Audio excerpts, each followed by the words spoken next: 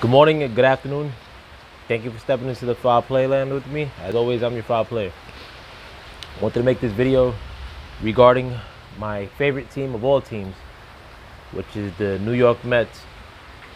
And this is in no way giving them a shout out. As you know, the fucking Mets suck. If you're at any in any form following the Mets, they always for the most part, they're always in this predicament, and not surprisingly, this year they're back at it again with the bullshit. A couple months ago, when the Mets were interested in signing Robinson Cano or acquiring Robinson Cano, I made a video opposed to it. If you look back on my archives, you could probably see it. I think it was like one of maybe two videos I've ever made about the Mets, even though they're my first love. But they usually do a lot of dumb shit, so I mean, it's only fucking June, and I have no Met material to try to conjure up as far as suggestions go, because they're so deep in the rut. But anyhow, going back to that video, I think I was opposed to it, not just because we were acquiring Cano, but and Cano has 5 years left at fucking God knows how much. I gotta be over 20 million a year. But they were giving away their best prospect, I thought, in Jared Kelenic, the young center fielder, who last I checked was actually doing okay in single A ball. But I mean, that's not saying much. But my whole contention with that video was that the Mets were in no way near competing. And going back into the beginning of the year, I was actually for trading DeGrom, or going into this year without extending DeGrom or without re-signing DeGrom, and seeing where the cards fall. And in the event that they had to trade him, they could have traded him. But I mean, they probably still could trade him. I mean, if you want to revisit that. But it's a lot easier to trade a Cy Young award-winning pitcher with 1 year left on his contract rather than 5 years left. But that goes without saying. Damn, I'm getting tagged up by these fucking mosquitoes. I'm actually in the vacation spot, fucking yeah, but it's raining now too, thundering. Fittingly thunder.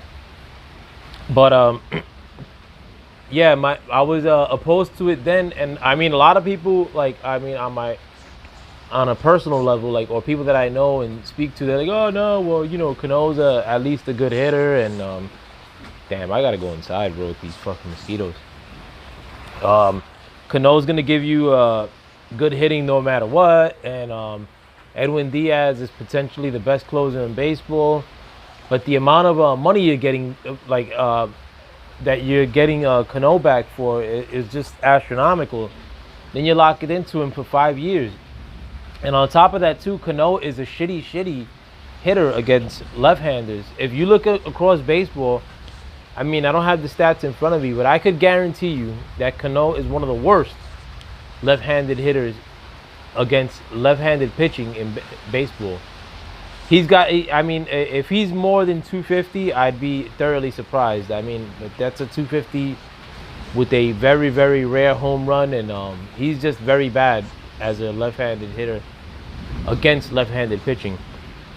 But, you're having to play him all the time on a team that should be rebuilding. You can't sit a guy who's making $100 million for 5 years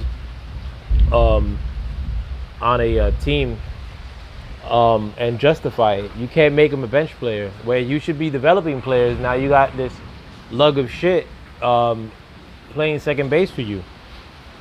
Extremely injury prone, I mean, since he's been to the Mets, he had a PD suspension in the past. I mean, it had all the indications of somebody who you don't want to re-sign. The Mets' biggest problem going into the year was their bullpen.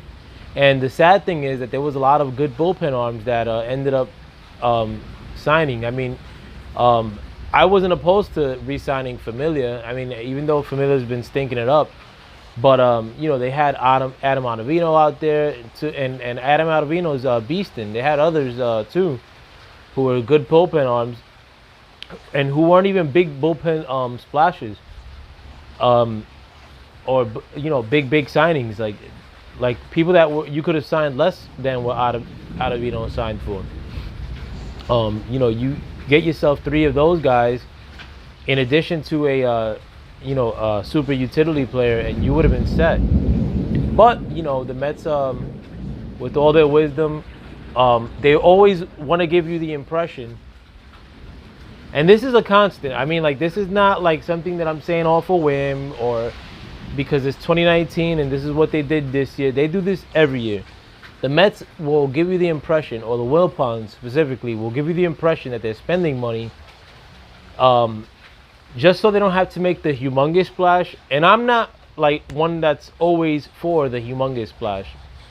Do I think that there's sometimes that you could, like this year, had they signed, per se, Manny Machado, I wouldn't be opposed to that because Manny Machado is a very good player, a young guy overall, and you know what he's going to give you, even if you're overpaying to a degree.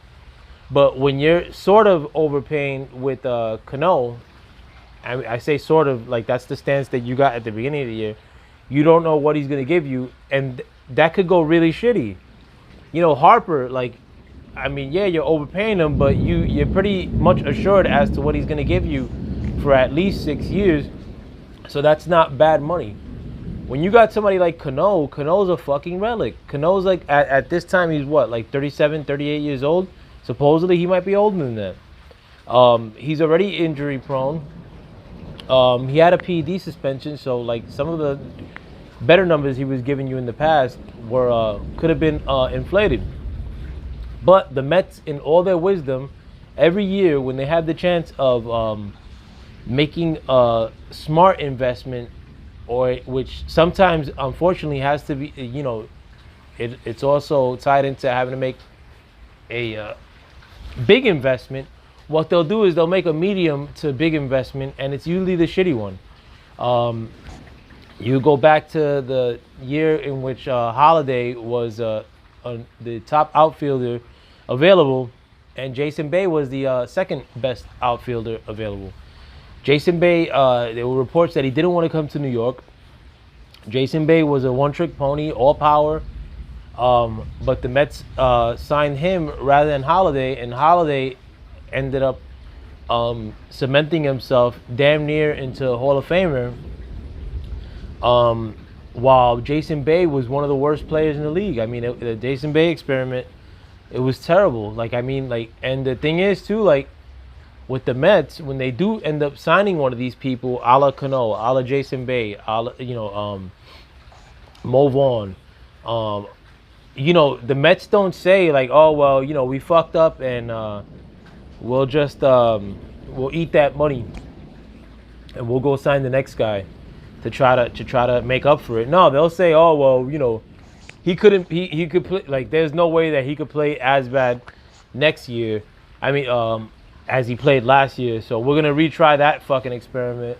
And the thing is too that a lot of Met fans, as dour and as bitter as we are, we fall for the bullshit in the beginning of the year, and then come May, like, damn, come May, we're fucking we're right back at it, like fucking bitching about like how the Wilpons should sell. Woo. I'm about to go inside, man. Fucking. Yeah, so I mean, like, with I mean, and the thing is too, like, with a lot of my opinions when it comes to this team, a lot of people look at me like I'm fucking nuts, just because they hear the media try to spin it one way, or the media, like, they like when they know, I mean, not when they know, when they have a premonition that something may go wrong, they're gonna try to spin it to you positively early on in the year before the seasons begin.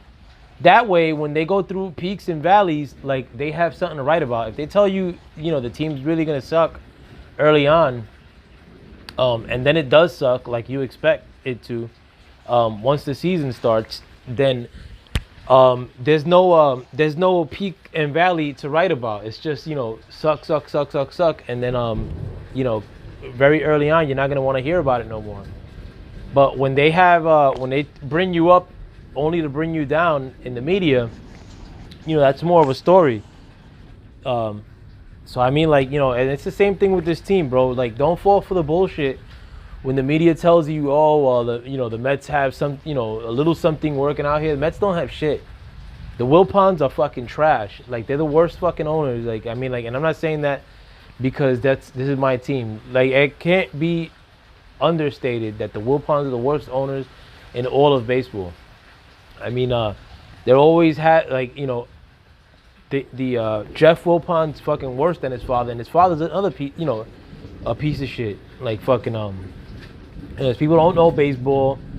All they think about in the short term is how to sell tickets by making it seem as if they're investing money in the team, but it's dumb money. I mean, like, fucking, and at the end of the day, it's not like that tactic is even working for them for selling tickets. Nobody wants to go to the games. I haven't been to a game in June since fucking 2016, Father's Day 2016. We're encroaching on 2020 right now, and I'm a humongous Met fan. I've fought people, not or argued with people. I've actually beat people up, like, fucking, when it comes to more than once. When it comes to fucking when it comes to arguing with this team, I'm a Met fan for fucking life. Fucking I'm not speaking out of turn or speaking out of my ass, or like don't know what's going on with this team. Like an asshole, I would still watch every fucking game. I just didn't watch these last two because I'm on vacation and I don't want to hear the bullshit. But fucking I love this team. I love all my teams. Like, fucking and hopefully I'm gonna keep doing New York sports videos, discussing the teams that I love, and it's coming from a place of fucking love. And another thing too is that I look into a lot of this shit. Like, I love to watch prospects. Like, fucking, I love every draft, like, fucking, with every team. If I don't know who a prospect is, like, I'll do homework after the fact, or after my team drafts him particularly, just to see, what he's all about, or, like, to see if he's going to be good. So, I try to cover all my bases when it comes to this sports shit. Like, fucking, so I'm not speaking, like, fucking, like, with a dumb fucking... Like, a lot of these dumb like, a lot of New York fans are pretty dumb. Like, fucking, when it comes to this shit, they just try to get off on, like, dumb logic, or fucking revisiting the fucking Wilpons to sell. Like, like, yeah, all right, but that's the calamity we're facing every year. Like, fucking, we gotta, maybe put pressure with better suggestions, or fucking, look into the team that you love, like, fucking a little more thoroughly. Like, fucking it's not just fire Mickey Callaway, like, fucking which I don't give two shits about Mickey Callaway, but that's not the end all be all. We're still gonna suck. They get rid of Brody Van Wagenen, we're gonna suck. We're gonna get rid of Mickey Callaway, we're gonna suck. Like, fucking we get rid of whoever the fuck, pitching coach, bullpen coach, like, fucking hitting coach, we're still gonna suck. Like, fucking it's we should just change the argument, like, fucking and don't settle on these band-aid solutions like that that we're calling for. And I only mentioned that as far as band-aid solutions because right now they're really hot on firing Callaway. You're gonna be happy for 2 days and you're gonna be right back on this shit. Like, fucking, you're not gonna be competing. Sorry to say. Anyways, let me break out because I'm getting tagged up by fucking mosquitoes. Getting scared what this thunder too. Peace. Have a good day. Bye.